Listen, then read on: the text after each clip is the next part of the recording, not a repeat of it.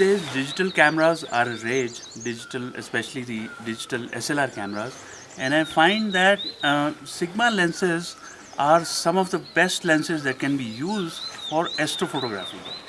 The Sigma lenses, like the one we have over here, 150 to 600 zoom, is especially suited for shooting the deep sky objects in the night sky.